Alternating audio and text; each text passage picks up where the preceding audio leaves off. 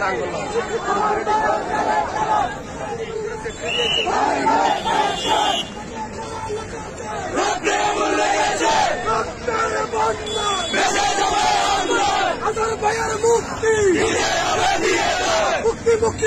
চাই, মুক্তি চাই, মুক্তি চাই, মুক্তি চাই।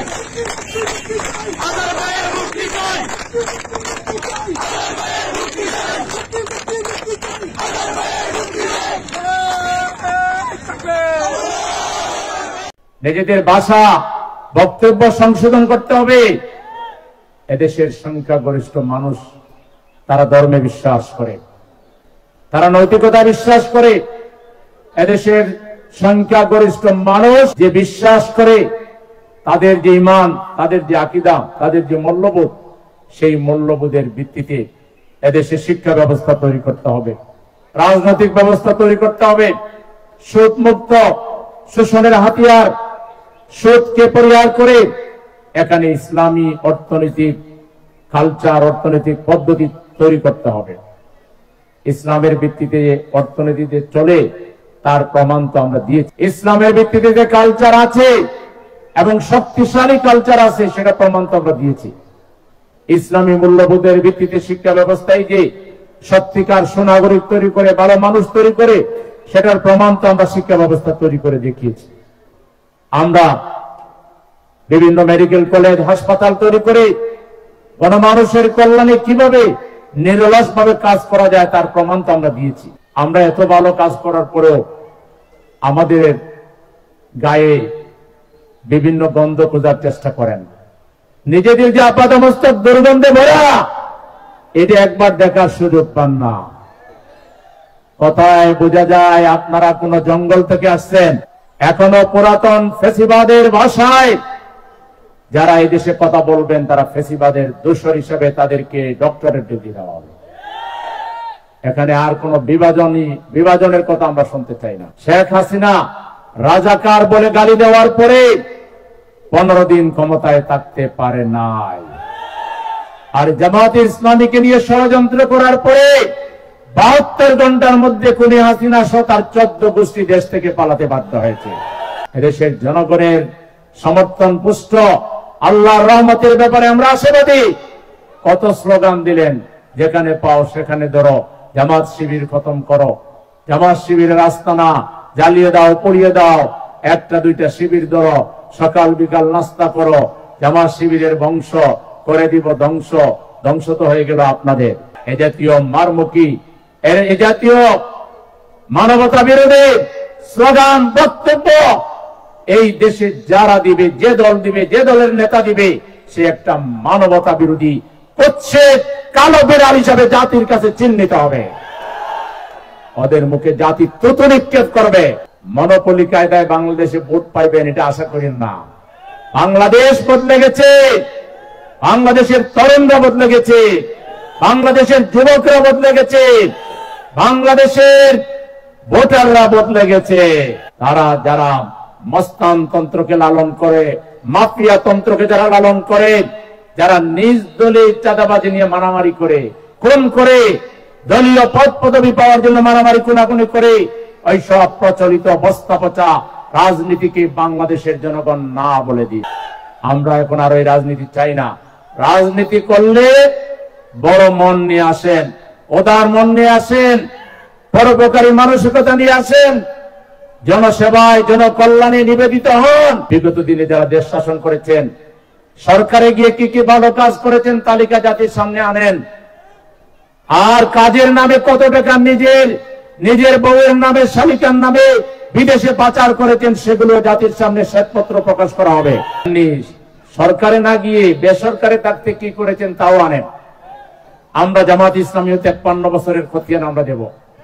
আমরা কতটা হাসপাতাল করেছি, স্কুল করেছি, মাদ্রাসা করেছি, ইউনিভার্সিটি করেছি, আমরা কিভাবে সুদ মুক্ত ব্যাংকিং পদ্ধতি চালু করেছি, আমরা আত্মকর্মসংস্থানের জন্য যুবকদেরকে কারিগরি ট্রেনিং দিয়ে কিভাবে তাদের কর্মসংস্থান করা যায়, তার জন্য আমরা কি করেছি, আমরাও খতিয়ান দেব। এরপর জনগণ সিদ্ধান্ত নিবে, নির্বাচক মন্ডলী যারা, ভোটার যারা, তারা সিদ্ধান্ত নিবে আগামী দিনে কাকে তারা ভোট দিবে।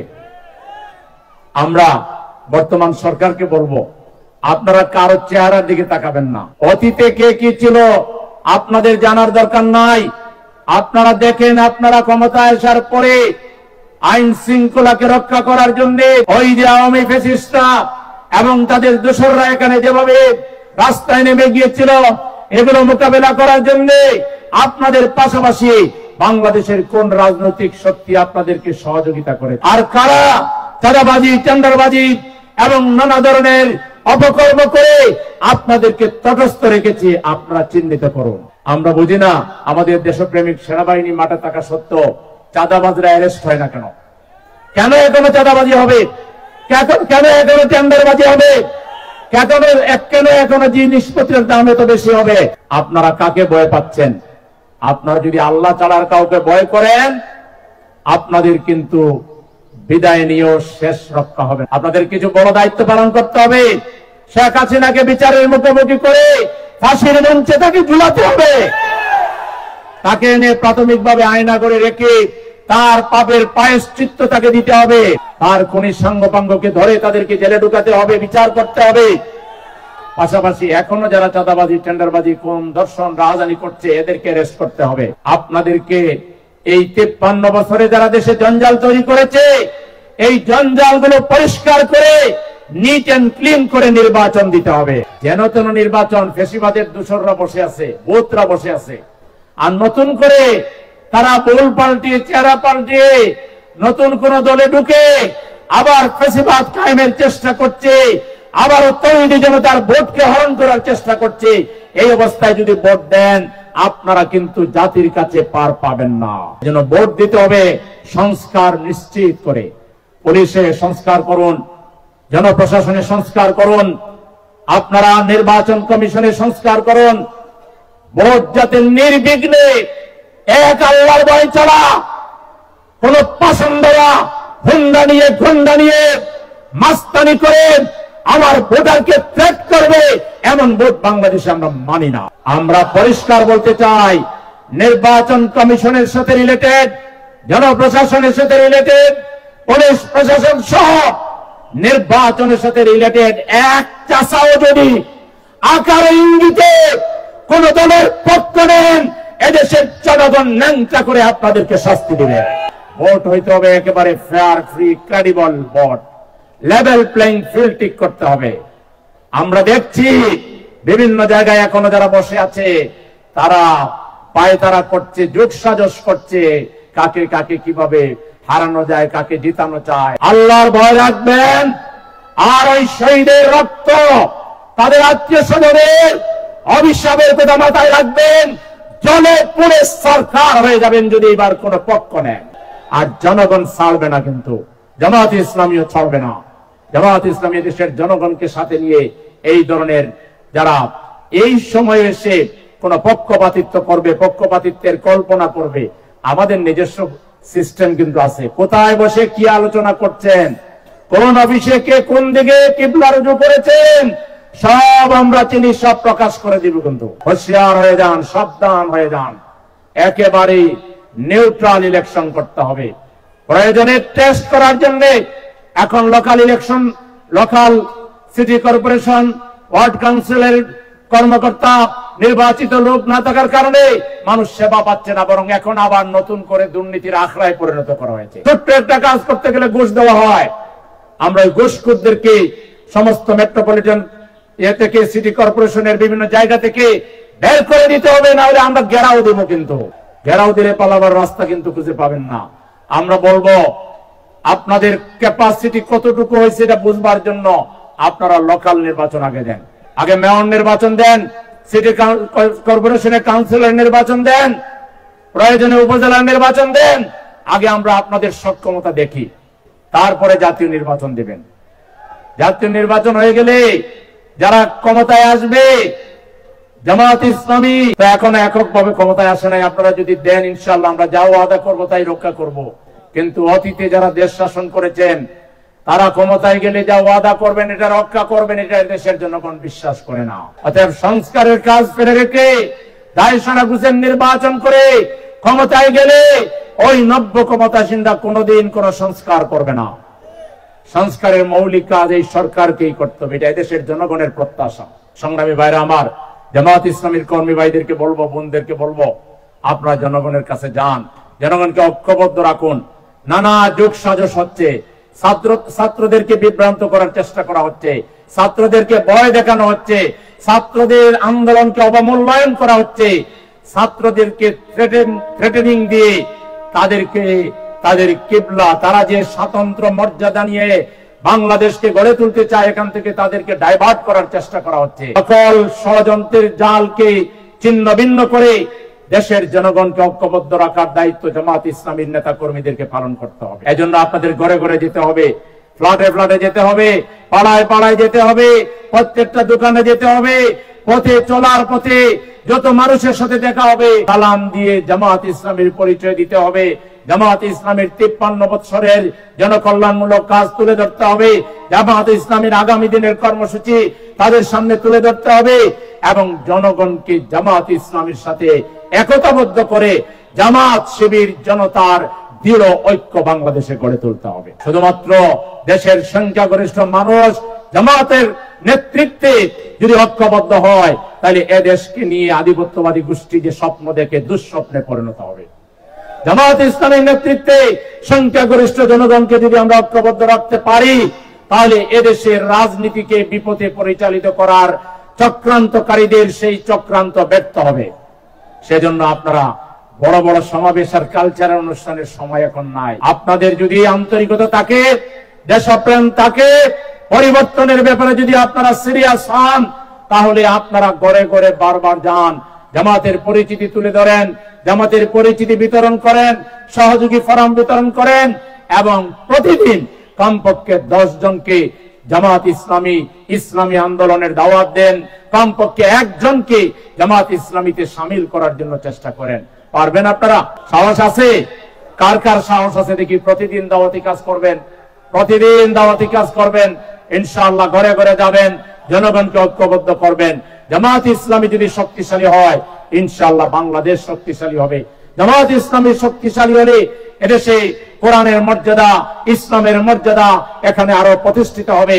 জামাত ইসলামী যদি সুপ্রতিষ্ঠিত হয়, নোংরা রাজনীতির ডাস্টবিনে নিক্ষেপ করা হবে।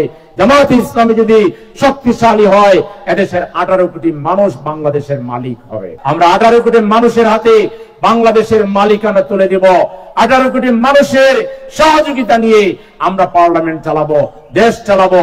দেশ একা আমরা জামাতের লোকেরা চালাবো। এই এলাকায় যদি 5 জন লোক থাকে, যাদের মেধা আছে, যাদের এক্সপার্টিজ আছে, আমরা তাদের পরিকল্পনা, তাদের চিন্তা শুনবো।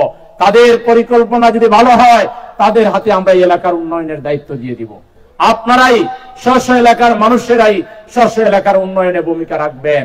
জামাত যদি দায়িত্বে আসে, এমন এক বাংলাদেশ, যে বাংলাদেশ অন্যরা কল্পনাও করতে পারবে না। একটা ভালোবাসায় পূর্ণ, দয়ামায়ায় পূর্ণ, প্রীতিপূর্ণ, সৌহার্দ্যপূর্ণ, এমন একটি সুন্দর একটা ভ্রাতৃত্বপূর্ণ বাংলাদেশ আমরা প্রতিষ্ঠিত করব, যেই বাংলাদেশে কেউ আর সন্ত্রাস করতে পারবে না, যেই বাংলাদেশে সন্ত্রাস করানোর জন্য যুবকদের হাতে কেউ মাদক তুলে দিতে পারবে না, অস্ত্র তুলে দিতে পারবে না, আমার বোনদের ইজ্জত লুণ্ঠন করার দুঃসাহস কেউ করতে পারবে না। টেকনাফ থেকে তেতুলিয়া একজন নারী নির্বিঘ্নে তার মুহররমাত আত্মীয় চাওয়া ভিজিট করবে, ভ্রমণ করবে, তার দিকে চোখ তুলে তাকাবার মতো কোন মানুষ পাওয়া যাবে না। এরকম একটি সুন্দর কল্যাণ রাষ্ট্র আমরা কায়েম করব। আমরা ইতিমধ্যে সেগুলোর প্রমাণ দিয়েছি। আমরা যেখানে হাত দিয়েছি, আমাদের 2টা মন্ত্রী ছিল, 3টা মন্ত্রণালয় চালিয়েছেন। ওনারা যা উন্নয়ন করেছেন, দুর্নীতি মুক্ত ভাবে, স্বজনপ্রীতি মুক্ত ভাবে, যেভাবে তিনি উন্নয়ন করেছেন, বাংলাদেশের বাকি মন্ত্রীদের উন্নয়নের হিসাব নেন, তারা কতটুকু করেছেন আর আমাদের মন্ত্রীরা কতটুকু করেছেন। আজকে এই 2 মন্ত্রীর মতো 60টা আদর্শ মন্ত্রী যদি থাকতো, বাংলাদেশ বহু আগেই পরিবর্তন হয়ে যেত। আমরা সেটাই চাই। 300 পার্লামেন্ট মেম্বার এবং 50টা 60টা মন্ত্রী, এত মন্ত্রীও লাগবে না। আসলে এগুলো তো খাওয়ার জন্য মন্ত্রী বানায়। আমরা আরো কম মন্ত্রী নিয়ে অনেক ভালোভাবে দেশ চালাতে পারবো ইনশাআল্লাহ। বিগত 53 বছরে জামাত ইসলামী লোক তৈরি করেছে। আমরা সেই লোকগুলোকে আগামী নির্বাচনে জাতির সামনে পেশ করব। জাতি যদি তাদের কল্যাণ চায়, তাদের ভালো চায়, পরিবর্তন চায়, তাহলে তাদের হাতে একটাই অপশন আছে, বাংলাদেশ জামাত ইসলামী। সেই জামাত ইসলামের হাতকে শক্তিশালী করার উদাত্ত আহ্বান জানিয়ে আজকের এই কর্মী সম্মেলনে যারা এসেছেন, ফিরে গিয়ে ব্যাপক ভিত্তিক দাওয়াতি কাজে অংশ নেবেন, বই বিতরণ করবেন, জনগণকে ঐক্যবদ্ধ করবেন, পরিশ্রমী হবেন, ত্যাগী হবেন, জনগণকে ভালোবাসবেন, তাদেরকে সালাম দিবেন, আগে বাড়িয়ে তাদের সাথে হাত মিলাবেন, তাদেরকে নিয়ে আপনারা আড্ডা দিবেন, তাদের জীবনের দুঃখ সুখের সাথী হবেন, তাদের কোনো অভাব থাকলে, কোনো প্রয়োজন থাকলে সেটা পূরণ করার জন্য দায়িত্ব নিবেন। আপনারা একটা দেশের দায়িত্ব নিতে যদি চান, তাহলে সবার আগে জনগণের এলাকা ভিত্তিক দায়িত্ব আপনারা গ্রহণ করেন। কোন বিধবা নারী যদি থাকেন, তার কেউ যদি না থাকে, তার চিকিৎসার দায়িত্ব নেন, তার ভরণ পোষণের দায়িত্ব নেন। কোন মা, কোন বিধবা মা কিংবা কোন বাবা তার মেয়ে বিয়ে দিতে পারছে না পয়সার অভাবে, আপনারা পাত্র খুঁজে বের করে দেন, সাথে সাথে তাদের বিয়ের জন্য যে খরচ লাগে সেই দায়িত্ব গ্রহণ করেন। এভাবে যে যুবকরা কর্মসংস্থানের অভাবের কারণে হাউতাশ করছে, রাস্তার পাশে আড্ডা দিয়ে আমার চলার পথের বন্ধুদেরকে যারা নানাভাবে উত্তপ্ত করছে, ওই যুবককে বুকে জড়াই ধরে তার জন্য একটা কর্মসংস্থানের ব্যবস্থা করে দেন।